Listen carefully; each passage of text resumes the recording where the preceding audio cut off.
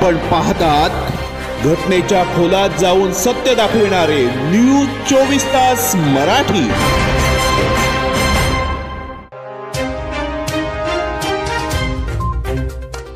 मराठा आंदोलन आणखी तापणार, राजेश काफरे यांचे आमरण उपोषण। तिसऱ्या दिवशी प्रकृती खालावली।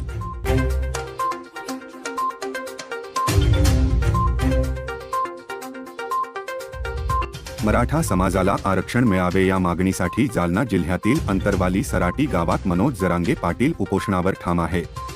त्यांच्या या उपोषणाला समर्थन देण्यासाठी तसेच मराठा समाजाला आरक्षण देण्याच्या मागणीसाठी रोह्यामध्ये मराठा आंदोलकांचे साखळी उपोषण सुरू आहे। सामाजिक कार्यकर्ते आणि कोरोना योद्धा राजेश काफरे यांनी समाज बांधवांचे साखळी उपोषण सुरू असेपर्यंत आमरण उपोषणाचा निर्धार जाहीर केला आहे।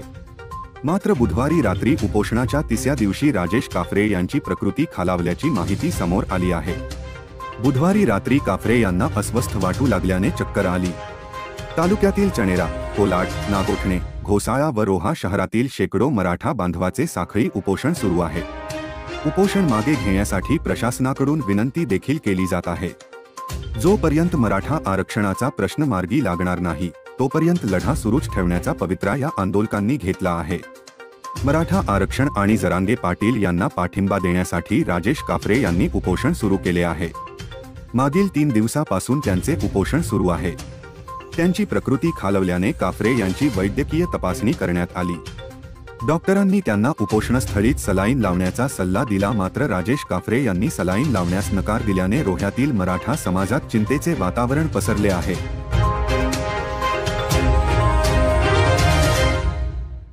दरम्यान बुधवारी रोह्याचे तहसीलदार किशोर देशमुख, पोलीस निरीक्षक प्रमोद बाबर यांनी उपोषणस्थळी जाऊन उपोषणकर्त्यांशी संवाद साधला।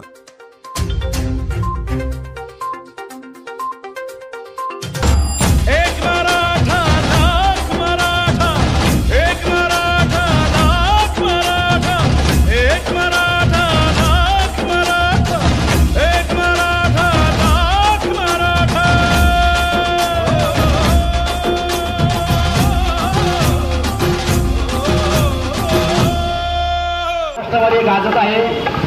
विविध नको असलेल्या अनुचित घटना सुद्धा घडत आहे, परंतु रायगडमध्ये मराठा समाजाने अतिशय संयमपणाने आणि सामंजस्यपणाने आपल्या हक्कासाठी आंदोलन सुरू केलेलं आहे।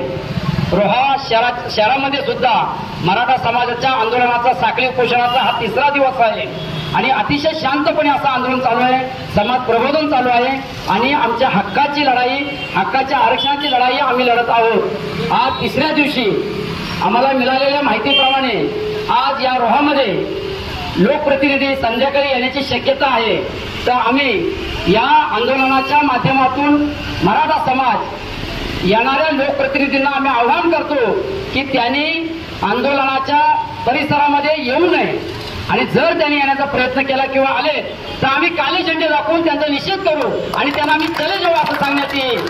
तर याची प्रशासनाने दखल घ्यावी की कुठल्याही प्रकारचा अनुचित प्रकार घडू नये आणि घडल्यास त्याची जबाबदारी प्रशासनाची असेल। आंदोलन अतिशय शांतपणे चाललेलं आहे आणि हक्काची लढाई आहे आणि संबंधित लोकप्रतिनिधींना याची जाणीव आहे।